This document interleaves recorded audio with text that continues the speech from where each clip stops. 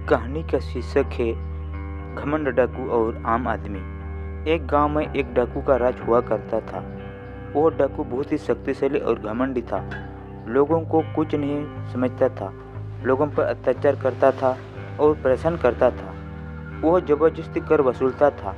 फिर एक दिन उस डाकू ने सभी से कर वसूलने के लिए अपने आदमी के साथ जा रहा था। जब डाकू अपने साथ कुछ आदमी को लेकर कर वसूलने के लिए जा रहे थे तो रास्ते में उन्हें एक कमज़ोर आदमी मिला और डाकू ने उस कमज़ोर आदमी से कहा कि तुम्हें बहुत दिनों से अपना कर नहीं दिया है।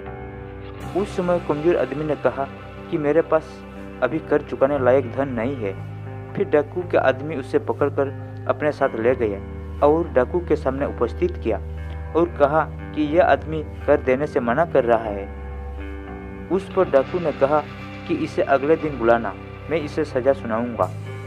आदमी बहुत गिड़गिड़ाया और कहने लगा, महाराज मुझे माफ़ करना, मेरे पास इतना धन नहीं है, मुझे माफ़ करना जिससे कि मैं अपना कर चुका सकूं।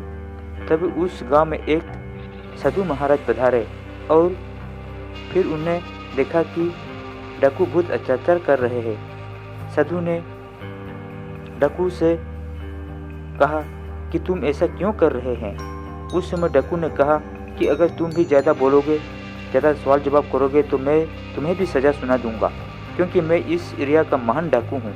मैं सब कुछ जीत चुका हूँ। कोई राज्यों मैंने अपने ही बलबूते पर जीते हैं। उस समय साधु ने कहा कि अगर तुम सब कुछ जीत चुके हो तो मेरे एक सवाल का उत्तर दो। अगर तुमने सही उत्तर दिया तो तुम खुद समझ में आ जाएगा तुम्हें कि तुमने क्या जीता है। साधु ने सवाल पूछा कि अगर मैं तुम्हें एक ऐसी जगह पर लेकर खड़ा कर दूं जहां पर कुछ भी ना हो तो तुम क्या करोगे। डाकू ने कहा कि मैं फिर अपने खाने पीने की तलाश करूंगा। उस समय साधु ने कहा कि अगर तुम अपने खाने पीने के लिए किसी को क्या दे सकते हो। डाकू ने कहा कि मैं अपने खाने पीने के लिए अपना आधा राज्य भी दे सकता हूँ। फिर साधु ने कहा कि अगर मैं आधे राज्य अपना भी ना मानूं तो मुझे और क्या दोगे।